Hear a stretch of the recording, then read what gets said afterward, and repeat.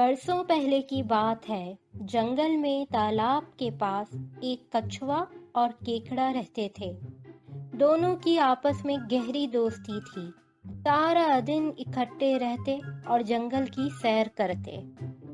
एक दिन कछुआ तालाब के किनारे आराम कर रहा था।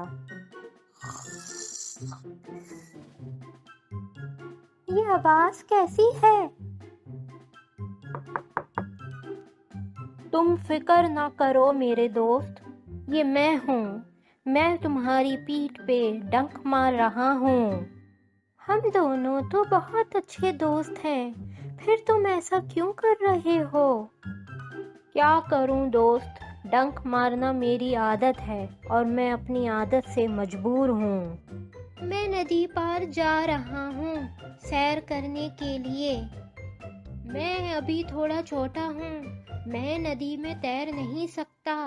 ऐ दोस्त, क्या तुम मुझे अपनी पीठ पे सवार करके नदी के पार की सैर करवा दोगे?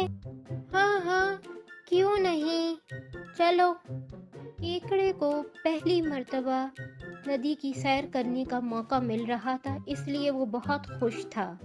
जब दोनों नदी के दरमियान में पहुंचे तो कछुए को दोबारा से खटखट की आवाज सुनाई दी। ये आवाज कैसी है? तुम फिक्र ना करो मेरे दोस्त, ये मैं हूँ। मैं तुम्हारी पीठ पे डंक मार रहा हूँ। ये बात दोबारा सुनकर कछुए को बहुत गुस्सा आया और उसने पानी में गोता लगाना शुरू कर दिया।